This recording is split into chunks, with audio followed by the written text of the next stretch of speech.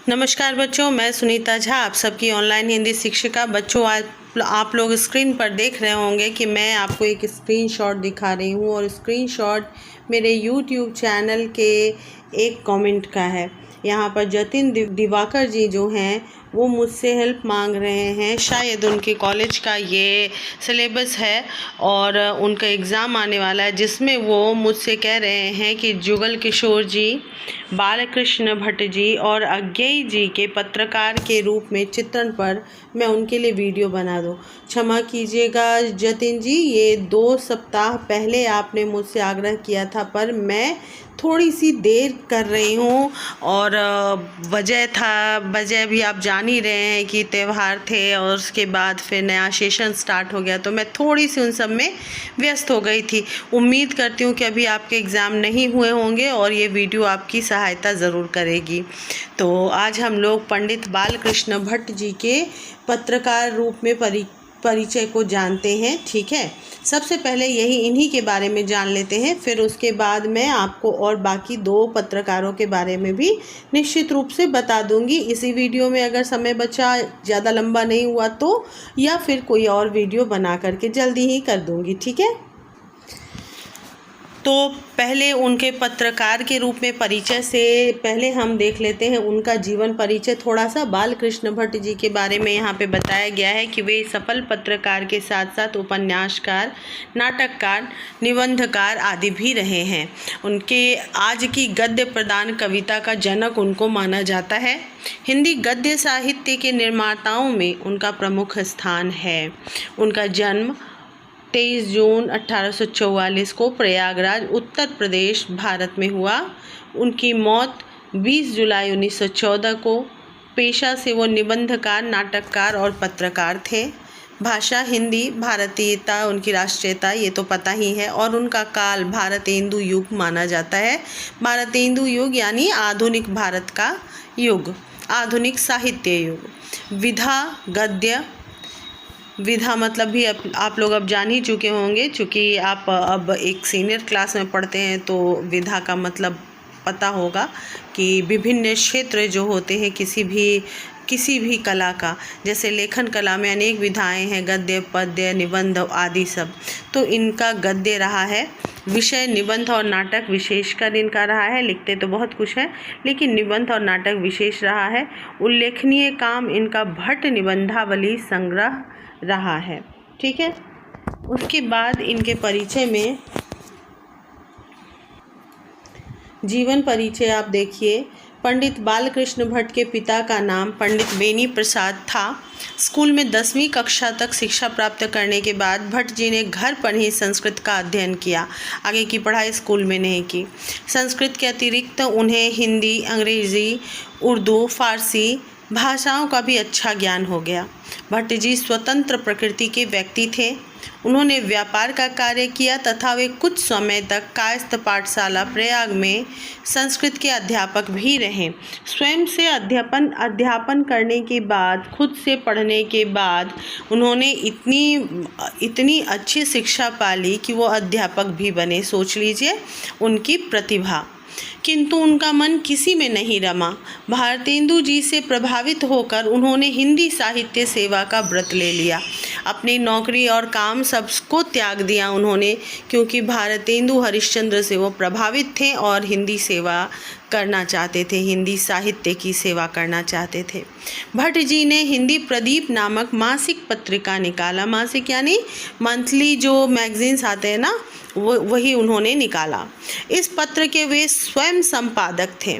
उन्होंने इस पत्र के द्वारा निरंतर 32 वर्ष तक हिंदी की सेवा की।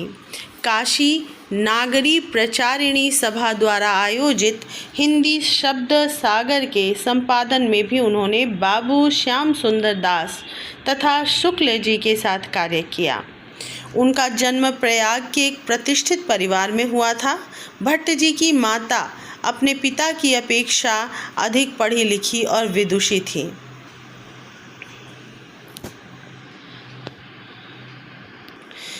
क्षमा कीजिएगा, भट्ट जी की माता अपने पति की अपेक्षा, अर्थात इनकी माँ जो थी इनके पिता से ज़्यादा पढ़ी लिखी थी और समझदार थी। उनका प्रभाव बालकृष्ण भट्ट पर अधिक पड़ा।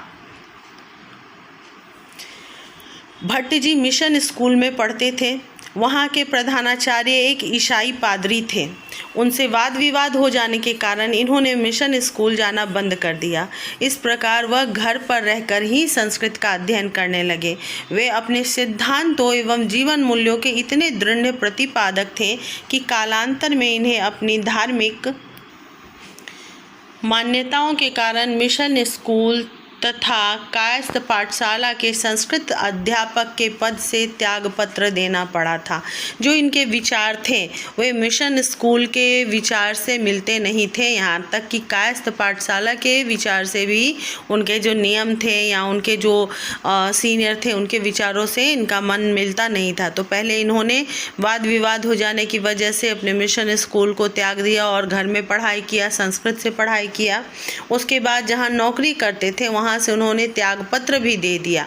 जीविकोपार्जन के लिए उन्होंने कुछ समय तक व्यापार भी किया। जीविकोपार्जन यानी कि आगे अपना जीवन चलाने के लिए जो धन की ज़रूरत होती है उसकी ज़रूरत के लिए उन्होंने व्यापार का काम किया, परंतु उसमें इनकी अधिक रुचि न होने के कारण सफलता नहीं मिल सकी। आपकी अभिरुचि आरंभ से ही साहित्य सेवा में थी, अतः सेवा वृत्ति को तिलांजलि देकर वे यावत जीवन हिंदी साहित्य की सेवा ही करते रहें।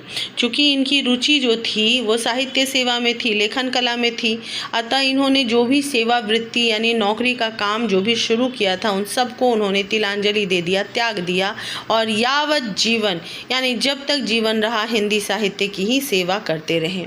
उनके कार्य क्षेत्र के बारे में यहाँ पे दिया गया है कि भट्ट जी एक अच्छे और सफल पत्रकार भी थे।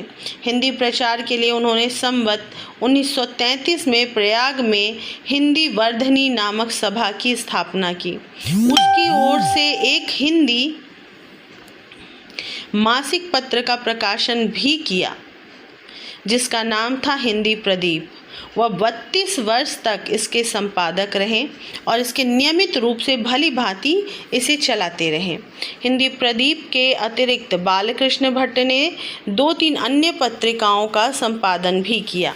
भट्ट जी भारतेंदु युग के प्रतिष्ठित निबंधकार थे। डॉक्टर वार्ष्णेय पंडित बालकृष्ण भट्ट को हिंदी का सर्वप्रथम निबंध लेखक स्वीकार किया जाता है। अपने निबंधों द्वारा हिंदी की सेवा करने के लिए उनका नाम सदैव अग्रगण्य रहेगा। तो इनके बारे में बताया गया है कि इन्होंने जो एक सभा स्थापित की हिंदी पत्रकारिता को आगे बढ़ाने के लिए, उसका नाम था हिंदी वर्धिनी, हिंदी को आगे बढ़ाने के लिए, और उसके बाद एक मासिक पत्रिका का आरंभ किया, प्रकाशन किया, जिसको वो 32 वर्ष तक चलाते रहे। पत्रिका का नाम था हिंदी प्रदीप। इसके अलावा भी कुछ पत्रिकाओं का संपादन उन्होंने किया, लेकिन मुख्य उसमें हिंदी प्रदीप ही रहा। ठीक है। उसके बाद बताया गया है कि अपने निबंधों द्वारा हिंदी की सेवा करने के लिए उनका नाम सदैव अग्रगण्य रहेगा। जिस तरह से उन्होंने हिंदी को आगे बढ़ाया, तो इसलिए उनको हमेशा हिंदी के सेवक के रूप में सबसे आगे गिना जाएगा। उनके निबंध अधिकतर हिंदी प्रदीप में प्रकाशित होते थे। उनके निबंध सदा मौलिक और भावनापूर्ण होते थे। वह इतने व्यस्त रहते थे कि उन्हें पुस्तकें लिखने के लिए अवकाश ही नहीं मिलता। तो बताया गया है कि वो लिखते खुद की घटनाएं, खुद के लेख, खुद की मौलिक चीज़ें वो लिखते थे और उस पत्रिका में छापते थे। ज़्यादातर अपने एक जो हिंदी प्रदीप पत्रिका थी उसी में वो छापते थे, लेकिन उनके पास इतना समय नहीं रहता था कि वो अपने लिए पुस्तक भी, वो अपने एक स्वतंत्र पुस्तक लिख पाएँ। तो इतनी छुट्टी उनके पास नहीं थी। अत्यंत व्यस्त समय होते हुए भी उन्होंने 100 अजान एक सुजान, रेल का विकट खेल, नूतन ब्रह्मचारी, बाल विवाह तथा भाग्य की परख आदि छोटी मोटी 10-12 पुस्तकें लिखी। वैसे अपने निबंधों के अतिरिक्त कुछ नाटक, कहानियाँ और उपन्यास भी लिखे। उतनी व्यस्तता के बीच उन्होंने अपनी रुचि के लिए, अपने शौक के लिए, अपनी हिंदी की सेवा करने के लिए उन्होंने इतने सब कुछ लिखे। देखिए उनकी रचनाएं यहाँ पे मैं दिखा रही हूँ आपको। भट्ट जी की निबंध, उपन्यास और नाटक जो लिखे गए हैं वो हैं निबंध संग्रह। ठीक है, निबंध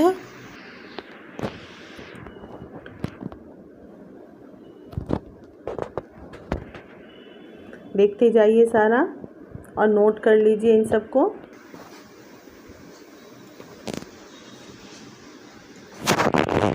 उपन्यास देखिए, अनुवाद जो उन्होंने किए।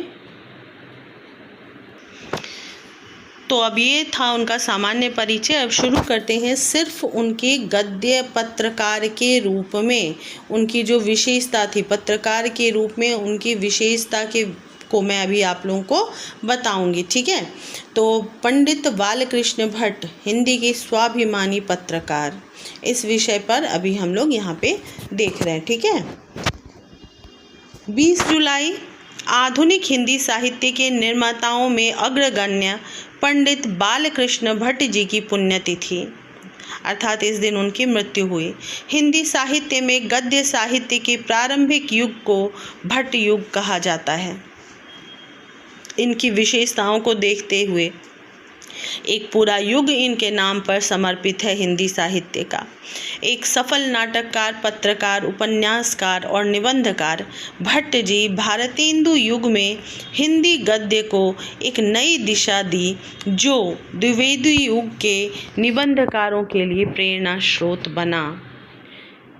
3 जून 1944 को इलाहाबाद के अहियापुर मालवीय नगर में जन्मे भट्ट जी हिंदी, संस्कृत, अंग्रेजी, बांग्ला और फारसी के प्रकांड विद्वान थे। प्रसिद्ध पत्रकार रामानंद चट्टोपाध्याय, जो केपी कॉलेज के तत्समय प्रधानाचार्य थे, उनकी प्रेरणा से भट्ट जी पत्रकारिता के क्षेत्र में प्रवेश करते हैं। अर्थात जो प्रसिद्ध पत्रकार रामानंद चट्टोपाध्याय थे, उन्होंने ही इनको प्रेरित किया था कि वे पत्रकारिता के क्षेत्र में पदार्पण करें, क्योंकि उनके लेख में, उनके निबंध में वो बात होती थी, वो विशेषता होती थी कि वो लोगों को प्रभावित कर पाएँ, ठीक है। और 1877 में हिंदी प्रदीप पत्रिका का प्रकाशन प्रारंभ किया, जिसका स्वर राष्ट्रीयता, निर्भीकता, स्वदेशी तथा तेजस्विता का था। अर्थात उस पत्रिका की जो विशेषता थी, वो विशेषताएं थी निर्भीकता, स्वदेशी, क्योंकि उस समय हमारा देश अंग्रेज़ों के अधिकार में था, हम गुलाम थे। उस समय बहुत ज़रूरत थी एक निर्भीक आवाज़ की, जो देशवासियों को जगा सके, उन्हें स्वदेश प्रेम की महत्ता को बता सके। तो ये सब उनके जो पत्रिका थी, उनकी मूल आधार बनी थी। फलस्वरूप सदैव अंग्रेजी हुकूमत की निगरानी में ये रहा कौन, तो उनकी पत्रिका हिंदी प्रदीप। हिंदी पत्रकारिता का जन्म 1826 में उद्दंत मार्तंड के प्रकाशन के साथ हुआ था। हिंदी पत्रकारिता का विकास बहुत से त्यागी पुरुषों की तपस्या से हुआ। मतलब जो पहली पत्रिका हिंदी की शुरू हुई थी वो 1826 में हुई थी, और जिसका नाम था उदंत मार्तंड, ठीक है। तो इसी के बाद और बाकी पत्रिकाएं आना शुरू हुई थी। बहुत से त्यागी लोगों ने इसके लिए मेहनत किया, तपस्या किया, यानी बहुत उसके लिए त्याग किए। और पत्रकारिता के लिए भट्ट जी के समान संघर्ष में जीवन शायद किसी पत्रकार का रहा होगा। बहुतों ने संघर्ष किया, बहुतों ने त्याग किया, तपस्या किया, लेकिन इनके द्वारा जितना त्याग किया गया, जितना संघर्ष किया गया, उतना शायद ही किसी ने किया हो। भट्ट जी प्रथम तेजस्वी हिंदी पत्रकार थे, जो भूखे रहकर आत्मसम्मान के साथ समझौता न करते हुए अनवरत 32 वर्ष तक हिंदी प्रदीप का संपादन करते रहे।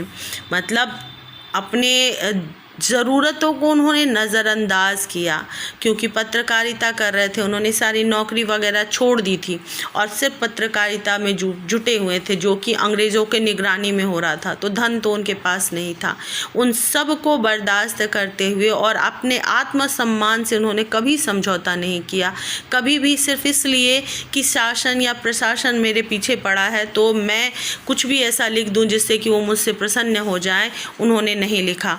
उन्होंने सिर्फ अपने जो जिम्मेदारी थी जनता के प्रति, पत्रकारिता के प्रति, उसको सही से माना और अनवरत बिना रुके 32 वर्ष तक हिंदी प्रदीप का संपादन किया और स्वदेशी, स्वधर्म और राष्ट्रीय का उद्घोष करते रहे। युद्ध में लड़ने वाले सिर्फ वे नहीं होते हैं जो मैदान में लड़ रहे हैं, युद्ध में लड़ने वाले वे भी होते हैं जो उन योद्धाओं को प्रोत्साहित करते हैं लड़ने के लिए। तो ये भी स्वदेश प्रेम का एक मिसाल रहे हैं और इन्होंने भी भारत की आज़ादी में अपना पूरा सहयोग दिया जनता को जगाकर। सामाजिक कुरीतियों, दहेज, बाल विवाह और अस्पृश्यता के विरुद्ध संघर्ष का आह्वान करते रहे और अपनी जो पत्रिका थी उसके द्वारा उन्होंने समाज में फैली हुई कुरीतियों पर विशेष कुठाराघात किया, विशेष उसको रोकने की कोशिश की, संघर्ष किया। क्योंकि उत्तर वैदिक काल से हमारी जो सामाजिक सभ्यता या सामाजिक जो व्यवहार था उनको धीरे धीरे लालच या बदलाव की वजह से कुरीतियों तक पहुंचा दिया गया था, तो उनको रोकना भी आवश्यक था।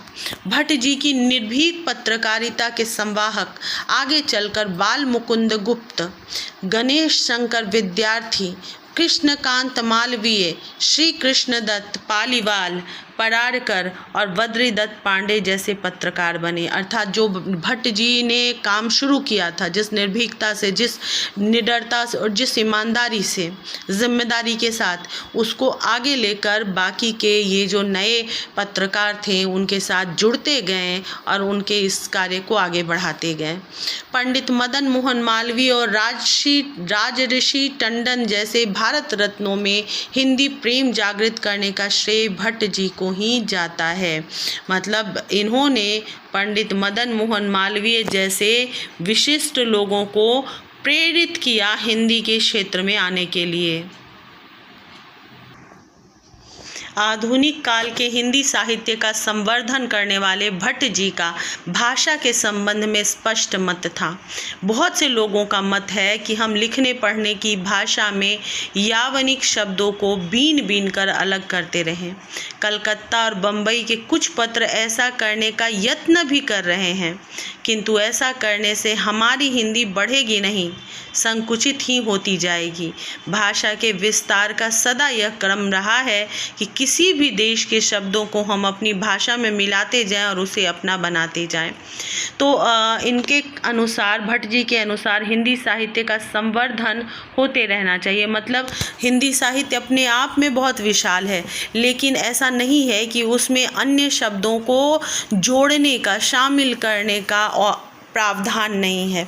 तो उनका ये मानना है कि भाषा में लोगों को, जो लोग बोलते हैं ना कि बाहर के शब्दों को हटा दीजिए, मतलब विदेशी शब्दों का प्रयोग ना करें हिंदी में, लेकिन उनका ऐसा मानना था और कलकत्ता और बम्बई के कुछ पत्र जो ऐसा करते भी थे कि जो विदेशी शब्द थे उनको हटा दिया जाता था, चुन चुन कर सिर्फ शुद्ध हिंदी प्रयोग किया जाता था पत्रिकाओं में।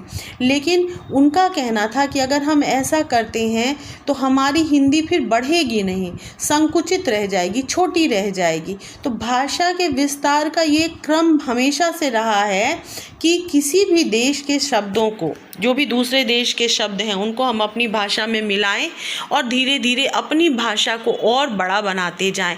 जैसे आज के समय में हम देखते हैं कि पुस्तक के जगह अगर किताब बोला जाता है तो उसे हम बुरा नहीं मानते हैं, उसे हमने स्वीकार कर लिया है अपने हिंदी में। मेज़ हमने स्वीकार कर लिया है। तो ये शब्दों को, मतलब बाहरी विदेशी शब्दों को हमने ऐसे स्वीकार कर लिया है हिंदी में कि हमारे हिंदी के शब्दकोश में और बढ़ोतरी हो गई है। तो ऐसा उनका मानना था। भट्ट जी ने देवनागरी लिपि को न्यायालयी और कार्यालयी लिपि बनाने के लिए हिंदी प्रदीप में एक आंदोलन छेड़ रखा था।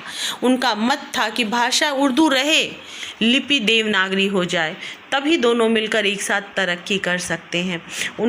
उस समय चूँकि अंग्रेज़ों का शासनकाल था तो सारा काम तो अंग्रेज़ी में होता था, लेकिन तब तक चूँकि अंग्रेज़ों से पहले मुग़लों का हमारे यहाँ वर्चस्व रहा था, तो जिनका प्रभाव भी बहुत ज़्यादा रहा था और यहाँ पर उर्दू की भी बहुत ज़्यादा बढ़ोतरी हो गई थी। देवनागरी लिपि तब तब कार्यालयी भाषा के रूप में प्रयोग नहीं किया जा रहा था।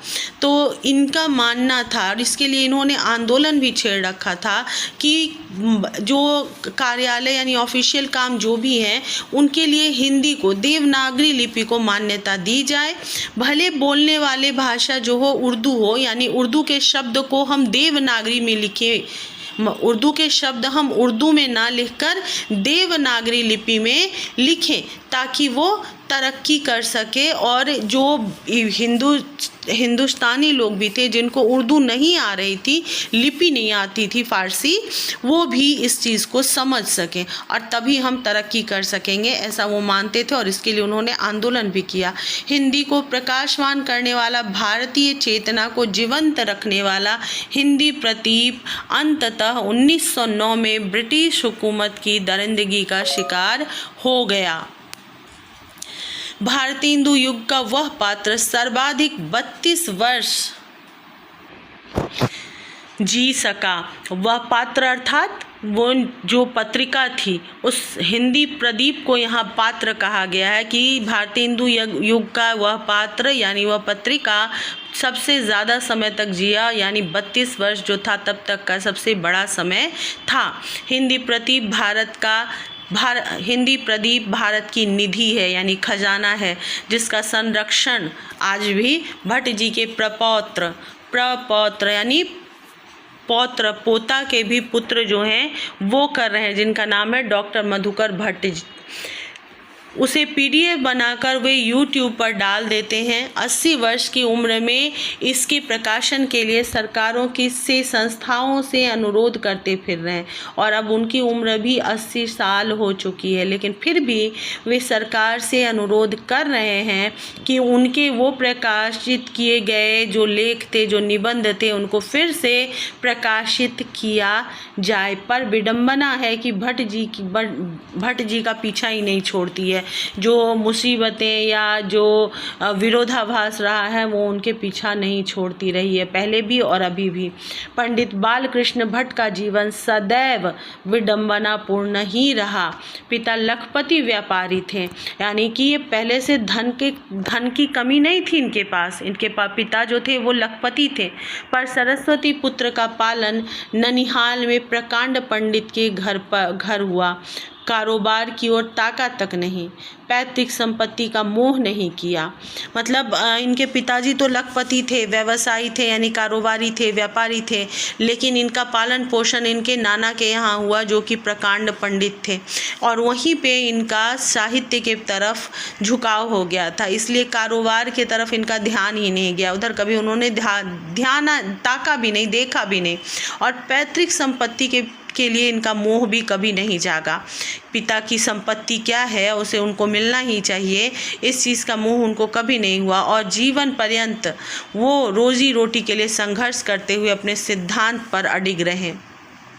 और इतने धनी होते हुए भी, आगे बढ़ने का मौका होते हुए भी, वो जीवन के लिए, रोजी रोटी के लिए, खाने पीने के लिए तक भी सारी ज़िंदगी संघर्ष करते रहे, लेकिन अपने सिद्धांतों पर वो अड़े रहे, वहाँ से वो कभी डिगे नहीं, कोई विचलित उनको नहीं कर सका। साहित्य जगत में उनकी उपेक्षा हुई, उन्होंने परवाह नहीं की, यहाँ तक कि जिस साहित्य के लिए उन्होंने अपना पूरा जीवन त्याग दिया, उस साहित्य में भी उन्हें उस रूप में मान सम्मान नहीं मिला जितना कि अन्य कवियों, लेखकों, कथाकारों को मिला। उनको उतना ज़्यादा लोगों ने आगे उनको नहीं बढ़ाया, फिर भी उन्होंने इस बात की भी चिंता नहीं की।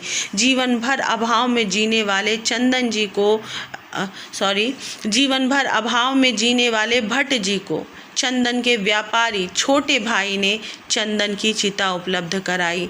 मतलब उनके छोटे भाई जो थे वो चंदन के व्यापारी थे, और जो सारी ज़िंदगी इस तरह से साहित्य के लिए संघर्ष करते रहे, उनको मरने के बाद खुद से लकड़ी तक पाने का मौका नहीं मिला, उसके लिए उनके भाई ने उनको लकड़ी उपलब्ध करवाई।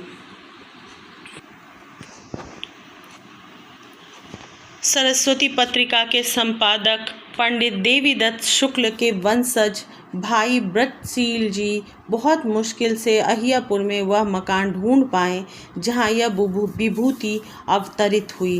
कहने का मतलब इनको इस तरह से भुला दिया गया, इनके सारे संघर्ष को, त्याग को बिल्कुल भुला दिया गया। यहाँ तक कि ये कहाँ जन्म लिए थे, कहाँ रहे थे, इसका भी किसी को ध्यान नहीं रहा। बहुत मुश्किल से सरस्वती पत्रिका के संपादक ने इनका वो स्थान ढूंढा जहाँ पे इनका जन्म हुआ था, जो अहियापुर था, उस जगह पे इनका घर ढूंढ पाए वो।